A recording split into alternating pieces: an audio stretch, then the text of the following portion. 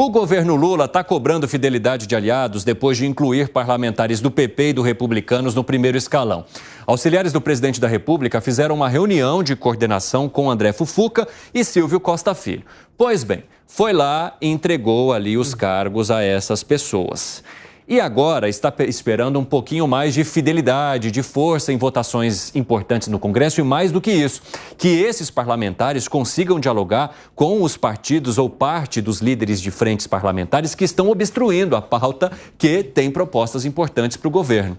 Como é que vocês veem essa atitude do presidente da República junto com seus aliados? Indica que alguma coisa em entregar esses cargos não funcionou muito bem, Alan Gani? Não funcionou, Evandro, porque nessas negociações tem cláusulas pétreas. E aí, quais são essas cláusulas pétreas destes grupos? É claro que o dinheiro pode comprar o apoio até certo ponto. Agora, quando entra em algumas questões que envolvem valores, como a questão do aborto, descriminalização das drogas e principalmente a questão do marco temporal, que prejudica, bate de frente com a bancada do agronegócio, aí não tem dinheiro que pague. Então, o que o presidente Lula deveria fazer é negociar com os ministros do Supremo para não legislar em relação a estes assuntos. A temperatura iria baixar e a pauta fatalmente seria desobstruída. E aí, Fábio Piperno, alguma coisa não rolou do jeito que era esperado pela equipe do governo federal em relação a esse primeiro escalão e a essa entrada de novos partidos? Olha, de algum tempo para cá, o governo tem aprovado, sim, algumas pautas as pautas que lhe interessam. O governo não vai entrar em briga de peito aberto por conta de pautas de costumes. O governo não vai fazer isso. Não vai lá para o Congresso brigar, por exemplo, por conta de descriminalização, por exemplo, de drogas. Ele pode até torcer para que passe, mas o fato até porque nem precisa, viu, Piperno? Sabe por quê? Porque o Supremo faz esse trabalho. Ele não precisa, nessas pautas impopulares, ele lava suas mãos, o Supremo faz esse trabalho. Mas o governo não vai entrar nisso. Agora, é óbvio que o governo tem sim que conversar com a sua base ampliada agora. E até porque esses ministros acabaram de tomar posse também, para exatamente fazer ajustes aí. Né? É só alinhamento no teu ponto de vista? Até onde eu tenho visto nesses últimos tempos, o governo não tem sofrido derrotas em pautas verdadeiramente importantes para os seus interesses. Está uma mexeção de cabeça. Sabe quando você coloca aqueles cachorrinhos atrás do carro e você vai fazendo a viagem, você vê eles fazendo assim? Estão todos os três Mas aqui. não fazemos assim. E que foi, hein, Luiz Felipe Dávila e depois Gustavo Segré? Não, primeira coisa, o governo fala, precisamos do apoio para votar uma pauta importante. Mas como é um governo à deriva, ele não definiu o que é importante. E esse é o problema. O que é? Não, o que pauta econômica é importante? É aumentar imposto. Essa não vai passar. Essa é em Minas. Não, essa não vai passar. Aliás, é importante. A única coisa que o governo tem hoje é aumentar a receita. Aliás, ontem mesmo a ministra Simone Tebet repetiu isso. Aumentar a receita é muito mais fácil do que cortar despesa. Então, o Congresso se comprometeu, aliás, o presidente do Congresso, Arthur Lira, se comprometeu que não vai aumentar a carga tributária. Então, isso é uma coisa muito importante. Porque se o governo precisa arrumar aí mais de 180 bilhões de receita e só está com o pé no acelerador do aumento da arrecadação e não está fazendo absolutamente nada para reduzir o gasto público, temos um problema. Como é que a gente vai chegar a isso? Então, tudo bem, passar uma pauta, vai agora taxar offshore, tudo bem, sabe quanto que isso aí representa? Menos de 10% do que o governo precisa. Onde é que vai arrumar os outros 90%? O que foi, Piperno? Então, esse é o ponto. 10 vai chegando ao bolo. Então, offshore é uma pauta que interessa ao governo, passou. Tá bom, mas aí isso é fácil. Não é essa a pauta, eu quero saber os 90% e o Congresso se comprometeu a não aumentar imposto. Essa é a questão. Então, isso aí pode dar 40 ministérios para o Centrão que não vai aprovar.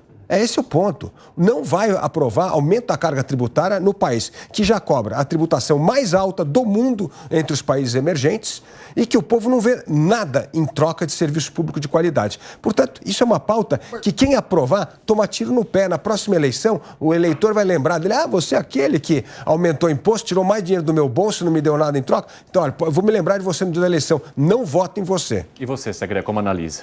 Eu estou mais na linha do Dávila, mas tem uma questão até de agora, talvez até consigamos colocar na pauta, não conseguiu o Congresso validar a MP da redução ou a volta dos impostos do diesel. Sim, isso aí vai estar na nossa pauta ainda.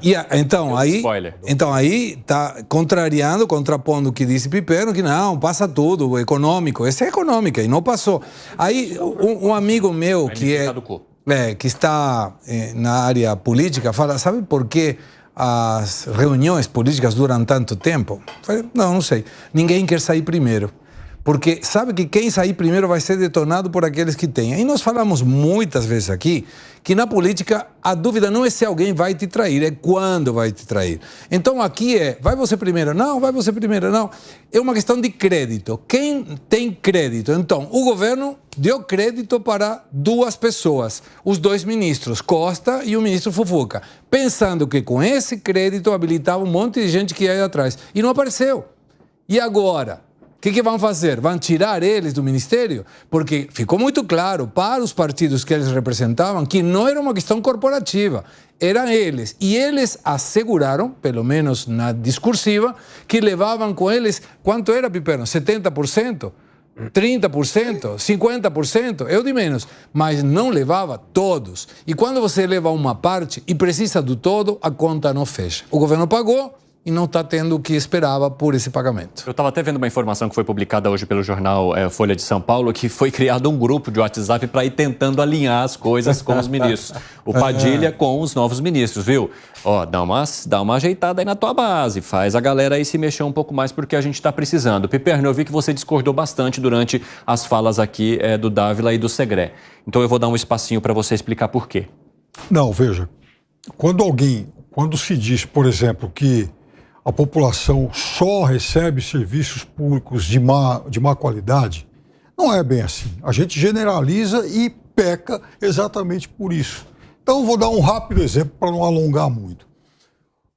Quais são as melhores universidades públicas do país? São universidades públicas. Então não dá para generalizar, para falar que o Estado só entrega serviços. Nenhuma está entre as 100 melhores do mundo. É uma vergonha. Nenhuma está entre as 100 melhores do mundo. É um monte de dinheiro gasto. Não, mas não importa. Não importa. Nós temos, por exemplo, a USP lidera os últimos rankings das melhores universidades latino-americanas. Uma universidade pública. O orçamento que a USP tem era para ser entre as top 30 do mundo. É óbvio. Olha só essa greve terrível que está se fazendo aí. Uma porcaria de uma greve política. 9% do ICMS São Paulo. Isso é lei. Mas então, um pedaço disso. Então, não recebe uma fortuna. Não é dinheiro de Harvard, por exemplo. Né? É uma fortuna, era para estar... É um orçamento que daria para essa universidade, se tivesse gasto mesmo feito em pesquisa, desenvolvimento, meritocracia, para estar entre as 30 maiores universidades do mundo. Não está, porque de novo, um cabide de emprego... É um cabide de emprego, novamente, com baixíssimo desempenho. O que seria do enfrentamento à Covid não fosse, por exemplo, o Butantan, o serviço público? Então não é assim, a gente generaliza e tem que olhar também se o setor privado do Brasil... Existe ilhas de excelência... Que existe ilhas de excelência, é lógico que existe ilhas de excelência. Sobretudo pelas pessoas. Exatamente, existe ilhas de excelência. O problema... Não é ilhas de excelência, é a maioria do serviço público. Só descer aqui embaixo na Paulista e pergunta o que as pessoas acham da segurança, da educação pública, da saúde pública, você vai ver qual vai ser a resposta. Não precisa ser não precisa um instituto de pesquisa para isso. Para você que a saúde pública ela é insuficiente, mas o que se oferece atende muita gente. E tem muita gente grata. Veja só a saúde pública, Piperno. Sim. Veja a saúde pública. Dos 40 melhores hospitais chamados públicos, sabe quantos são públicos? Um. Os outros é parceria público-privada. É o setor privado trabalhando para melhorar. O setor público. Pois é, mas o que eu estou dizendo é que é muito diferente de monopólios de serviço unicamente público que gastam uma verdadeira fortuna. Qual é o país que taxa 37%? Ô Piperno, eu acho que tem duas USPs aí que você fala. Você tem uma USP que é um centro de excelência, que é hard science, que é ligada à medicina, à química, mas também tem uma USP que é muito militante, é dinheiro jogado fora. Não, isso aí é... basta visitar a Fefelete lá, quando você vê faz DCE militante das melhores universidades, você, esse pedaço e aí é um desperdício de recursos da sociedade para ficar bancando militante, poderia estar indo para a educação de base. É fácil falar que o serviço público não funciona, eu já dei aqui alguns exemplos. As ilhas de excelência. O ITA é muito melhor, como você quer dar uma ilha, o ITA é melhor, o INPA é muito melhor. O IME, são as ilhas de excelência. Mas isso não é a totalidade. Daqui a pouco a gente está falando de um arquipélago, porque já estão aparecendo tantas ilhas aí que está... Não são todas, mas se você tivesse um sistema de saúde bom, o presidente da República não faria a sua cirurgia em um hospital privado. E a maioria dos deputados e senadores... Nenhum. Não estou falando desse em particular. Nenhum. E os deputados e senadores também não iriam no privado, iriam no público. Mas eles que devem legislar para melhorar a saúde pública, vão no privado. Ou seja, faz o que eu digo, mas não o que eu faço. Isso é insuficiente. Mas o que é oferecido ele não é necessariamente ruim. Bom, a gente já fez até uma análise do sistema de educação e de saúde aqui, só nessa primeira pauta que estava falando de toma lá da cá. Então vocês já imaginam o que vai vir daqui para frente.